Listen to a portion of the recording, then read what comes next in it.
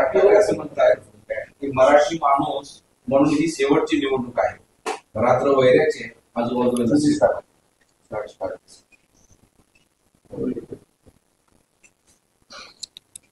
मुंबईकरांसाठी शेवटची निवडणूक मराठी माणूस.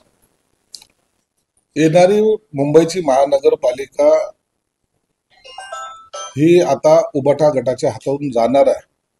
म्हणून 25 वर्ष ज्यांनी सत्ता केली किंवा भोगली, आता त्यांच्याकडे ते नेतृत्व राहणार नाही एवढं मात्र निश्चित आहे. मराठी माणसाचा जो मुंबईकर होता त्याला बाहेर घालवण्याचं काम कोणी केलं, ज्यांनी ज्यांनी हे पाप केले त्यांना हे भोगावं लागणार आहे. आज बदलापूर असेल, अंबरनाथ असेल, इकडे वसई विरार असेल, त्याच्याही पलीकडे जाऊन मराठी माणूस गेलेला आहे. ज्या चाळीमध्ये तो मराठी माणूस राहत होता, ज्या झोपडपट्टीमध्ये तो मराठी माणूस राहत होता, त्या ठिकाणी बिल्डर्सची केलेलं संगनमत हे आता उबाठाला भारी पडत चाललेलं आहे. म्हणून मुंबई महानगरपालिकेतून पैसा कमवणं आणि टक्केवारी खाणं हा एकमेव जो ज्यांचा धंदा होता त्यांना ही सत्ता मिळणार नाही एवढं मात्र निश्चित आहे. मराठी माणसाची साठी ही शेवटची नाही, तर हे टक्केवारी घेणाऱ्यांसाठी ही शेवटची निवडणूक आहे. पण इथे भाजप किंवा तुम्ही मराठी अमराठी असा दोन वेगवेगळी विभागणी करून राजकारण करताय असा एक त्यांचा बोलण्याचा ओघ होता. मराठी अमराठी वाद करायचा प्रश्न येतो कुठे?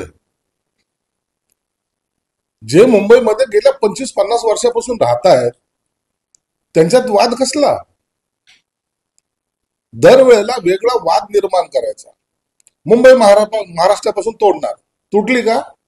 तोडायची कुणाची हिंमत आहे का? परंतु हे असे एखाद्या मुद्दा आणून मराठी माणसाला कसं डिस्टर्ब करून की बाबा आम्ही तुमच्या पाठीराखा आहोत हे जे दाखवण्याचा प्रकार आहे. आणि त्याच्याच फक्त एका जीवावर यांनी 25 वर्ष सत्ता भोगली होती. असा मराठी अमराठी वाद त्या ठिकाणी होणार नाही. आताही मुंबई महानगरपालिकेमध्ये अनेक नगरसेवक हे अमराठी सुद्धा आहेत आणि मराठी आहेत. म्हणून त्यांच्यामध्ये कधीही तुम्हाला भांडणं किंवा इतर गोष्टीवर आक्रमक कोणी दिसलेलं नाही. उद्या पण हे भावनिक आवाहन कसं? भावनिक आवाहन आहे आणि ते उभारणी नाही केले. राज ठाकरे करतात. राज ठाकरे साहेबांनी जे काही आव्हान केलेलं आहे त्यांना ही कल्पना आहे की ज्यांनी ज्यांनी या महानगरपालिकेमध्ये मराठी माणसाचा हे जो पाहिजे सहकार्य पाहिजे होतं जे त्याला केलं नाही त्यांच्यासाठी ही शेवटची निवडणूक आहे. मराठी माणसाला मुंबईतून बाहेर काढणारा कोण हा खरा प्रश्न आहे. म्हणून राज साहेबांनी त्यासाठी सांगितलं की ज्यांनी हे पाप केलं त्यांच्यासाठी शेवटची निवडणूक आहे. आता त्यांच्यासोबत आहेत परंतु त्यांना त्याची जाणीव झालेली. उद्या सर्वोच्च न्यायालयामध्ये सुनावणी आहे निवडणुकांमध्ये 50% आरक्षणाच्या संदर्भात. निवडणुकाही पुढे जाऊ शकतात असे बोललं जातं. उद्या सुप्रीम कोर्टामध्ये जी काही सुनावणी आहे, अनेक ठिकाणी 98% कुठं 100% असं आरक्षणाचे काही पद्धती गेलेल्या आहेत आणि त्याला सुप्रीम कोर्टाने आक्षेप घेतलेला आहे. आणि त्यांनी सांगितलंही होतं की आम्ही जोपर्यंत निकाल देत नाही तोपर्यंत निवडणुकीची घोषणा करायची नाही. म्हणून उद्या जो काही निकाल लागेल त्यावरच या सर्व पुढच्या निवडणुका अवलंबून राहतील. न्यायालयाची असलेली प्रक्रियेमध्ये भाष्य करणं योग्य नाही. उद्याच्या निकालानंतरच हे सर्व काही ठरेल. पण तेलंगणामध्ये 50%च्या वर जी मर्यादा पार केली होती त्यावर सुप्रीम कोर्टानं स्थगिती दिली होती, निवडणुकांना दिली आहे तेलंगणाची. तशीच महाराष्ट्रात पण होऊ शकते असं बोललं जातं. शक्यता अशी वर्तवली जाते की महाराष्ट्रामध्ये सुद्धा निवडणुकीला स्थगिती देतील अशी शक्यता आहे. परंतु उद्याचा दिवस वाट पाहूया. उद्या जो काही निकाल लागेल तो सर्वांसाठी बंधनकारक आहे. तुमचं भाजप आणि तुमच्यातला आणखी एक वाद आहे. कल्याण डोंबिवली महापालिकेमध्ये भाजप शिंदे गटाची युती 100% तुटणार आहे असं रवींद्र चव्हाणांचं सूचक वक्तव्य आहे. नगरपालिकेच्या आता ज्या निवडणुका चाललेल्या आहे यामध्ये सुद्धा जवळपास 10-20% ठिकाणी युती झालेली आहे. बाकी वरिष्ठ नेत्यांनी लोकलचे नेते निर्णय घेतील असा जो काही फतवा काढला होता किंवा अशा ज्या काही सूचना दिल्या होत्या त्यानुसार कार्यकर्त्याला ऍडजस्ट करणे किंवा स्वतःच्या पायावर हिमतीवर लढवणं हे अनेक ठिकाणी झालेले आहे. म्हणून येणारी महानगरपालिकेमध्ये सुद्धा काय होईल हे आता सांगणं योग्य नाही, परंतु आम्ही महायुतीबरोबर लढायचं असं पहिल्यापासून सांगतोय. पण तरी काही लोकांचा जर आग्रह असेल तर निश्चितच त्या ठिकाणी युती होती का नाही होती याबद्दल शंका आहे. एक नगरपालिका सांगतोय की पैठणमध्ये का परवा भुमरे असं म्हणाले की आम्ही भाजपसोबत युती करणार आहोत.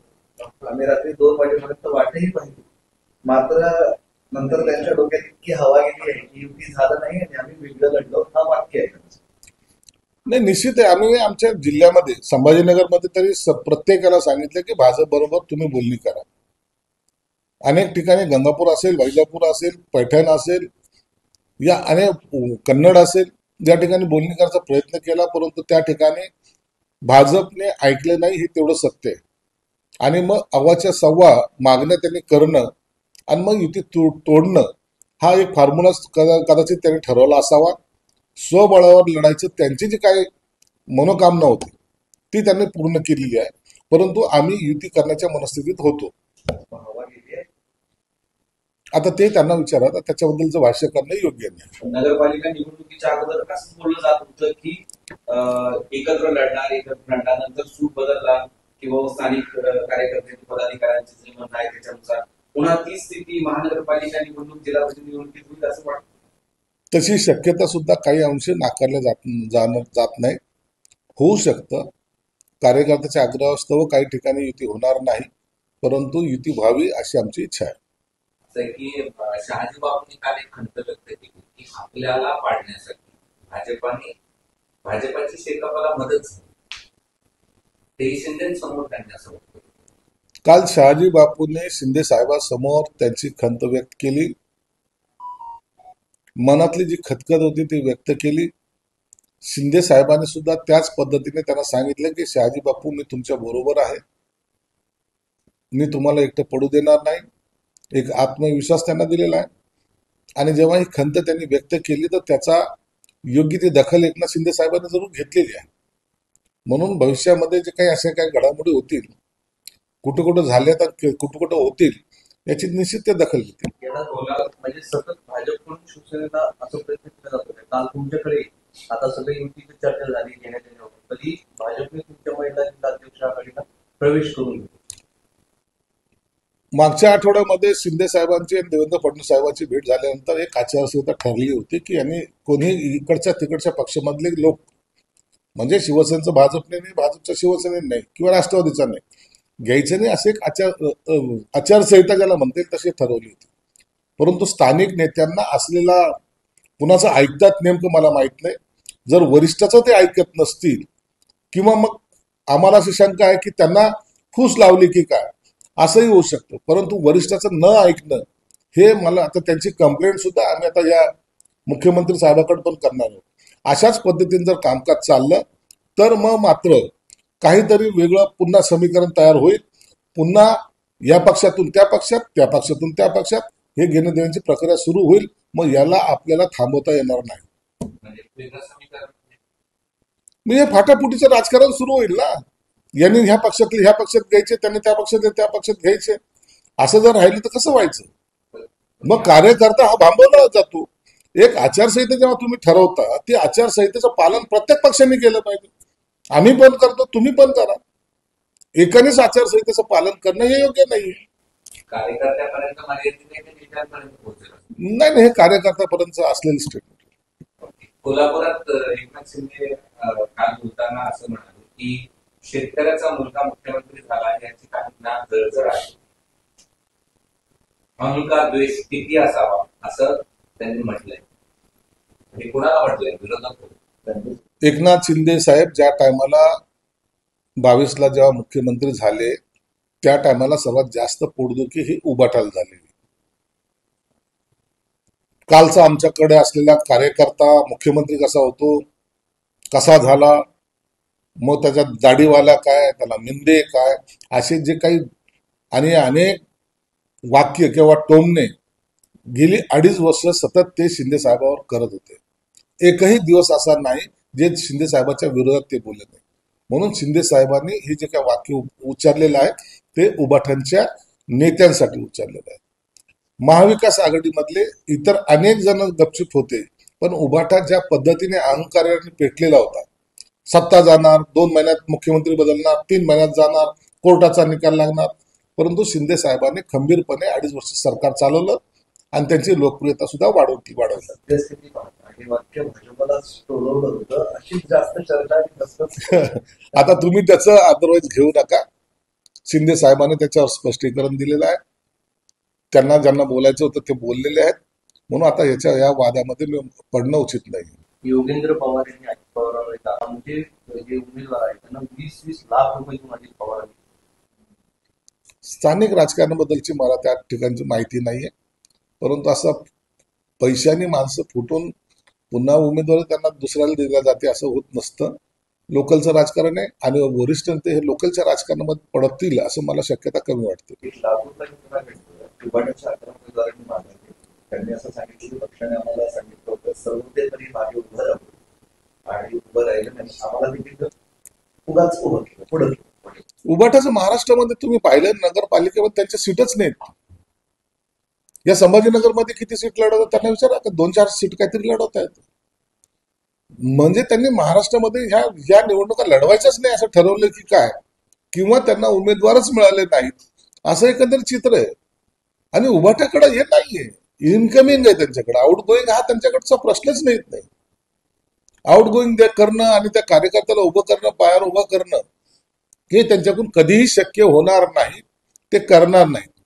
तिकीट विकतील पण कार्यकर्त्याला मदत ते करणार नाही, एवढं मात्र निश्चित आहे. नवीन मतदार याद्या प्रसिद्ध झाल्यानंतर सुद्धा त्यामध्ये घोळ आहे असा महाविकास आघाडीच्या नेत्यांचा आरोप आहे आणि त्यासाठी आज त्यांचं एक शिष्टमंडळ निवडणूक आयोगाची भेट घेणार. भविष्यामध्ये पराभवाचं कारण काय दाखवावे त्यासाठी पूर्वनियोजित ही केलेली आयडिया किंवा त्या संकल्पना आहे. पूर्वी सुद्धा या याद्या होत्या, पुन्हा फायनल याद्या जेव्हा झाल्या, आता निवडणुका जवळ आलेल्या आहेत, निवडणुकीचा निकाल लागण्याच्या पूर्वी आम्ही ही बोगस याद्या होत्या मनाने तयार राहतील. परंतु या निवडणुकीमध्ये महायुतीचे सर्वच राज्यामध्ये ही आघाडी राहणार आहेत. त्यासाठी त्यांनी केलेले हे कट कारस्थान आहे. अनंत कर्जे आत्महत्या त्याच्यावर हे सगळं झालेलं आहे. पंकजा मुंडे सगळ्याच गोष्टींवर प्रश्न विचारला होता. त्यानंतर वाढवण्याचे प्रयत्न होत आहेत का या गुन्हे दाखल झाले आहेत. गुन्हे दाखल झालेले आहेत त्या प्रकरणामध्ये आणि पंकजा मुंडे त्यांनी स्पष्टपणे सांगितले की त्याची कसून चौकशी करा आणि जो कोणी आरोपी असेल त्याला शिक्षा द्या. एखाद्या पीएनी किंवा एखाद्या अधिकाऱ्याने केलेली घटना किंवा त्याच्यामुळे घडलेली घटना यासाठी त्याला पंकजा मुंडे किंवा इतरांना जबाबदार धरता येणार नाही. त्यांनी स्पष्टपणे आपली बाजू मांडलेली आहे. त्यांनी त्याची जर चौकशी होईल त्यातून सर्व काही निष्पन्न होणार आहे. सामाजिक कार्यकर्ते अंजली दमानी यांनी गंभीर आरोप केले. ते म्हणतात की अनंत गर्जे हा तुम्हाला मुलाचा होता ना, मग सेटलमेंट करा म्हणून पोलीस ठाण्यात कोण गेले होते, याची चौकशी करण्याची मागणी तुम्ही करणार का? तुमचा पुत्र समान फरार का झाला होता? या सगळ्या गोष्टीचं उत्तर पंकजाताई देऊ शकतील, याबद्दलची मला माहिती नाही. आता प्रचार चालू आहे, स्टेटमेंट त्याच्यातून येत आहेत. असं दुसरीकडे असं म्हणतायत की पण मत कमी पडले तर परिणाम भोगावा लागतील. दुसरीकडे चित्रभाग म्हणतात खाजनाचंही मटन, धाबा केंद्राचं मटन. दुसरीकडे निवडणुकीमध्ये असे सगळे तंत्र मंत्र वापरले जात असतात. मतदार हुशार असतो. मतदार हा कुणाला मतदान करायचं तो मनोमन ठरवत असतो. खा मटन, दाबा बटन म्हणा, किंवा आम्ही निधीवर कट मारू असं म्हणा, किंवा आम्ही निधी देणार नाही असं म्हणा, काहीही जरी बोलले तरी मतदार राजा हा आपलं मत ठरवलेलं असतं. तो ज्याला मतदान करेल तेच लोक निवडून येतील. लोकशाहीमध्ये कुणावरही दबाव टाकता येत नाही. फक्त प्रेमानं जर त्यांना जर सांगितलं किंवा तुमची बाजू त्यांच्या समोर स्पष्टपणे मांडली तर कदाचित ते मत परिवर्तन होत असतं. म्हणून असं काही कुणी दमदाटी करून कुणाचं मतदान घेऊ शकत नाही, ही वस्तुस्थिती आहे. तर जमीन पुण्याच्या पक्षात जमीन त्या पेरवाडीला वेळ असं सगळं झालं. आता त्याला खर्चे समितीने नोटीस दिली आहे. खर्चे समितीची चौकशी तिथे जाण्यासाठी त्यांची टाळाटाळ आहे असं चित्र येऊन दिसत आहे. त्यांनी कितीही टाळाटाळ केली तर त्या चौकशीला समोर जावं लागेल. खर्गे समिती हीच मुख्यमंत्र्यांनी नेमलेली समिती आहे. त्यासमोर त्यांना स्टेटमेंट द्यावंच लागेल. सत्यता काय आहे याची पडताळणी मुख्यमंत्र्यांनी स्वतः सांगितलेलं आहे की जे काही स्पष्टपणे जो याच्यात गुंतलेला असेल त्याच्यावर कारवाई होईल. म्हणून त्या दृष्टीने उचललेलं ते पाऊल आहे. म्हणून टाळाटाळ वगैरे काही चालणार नाही.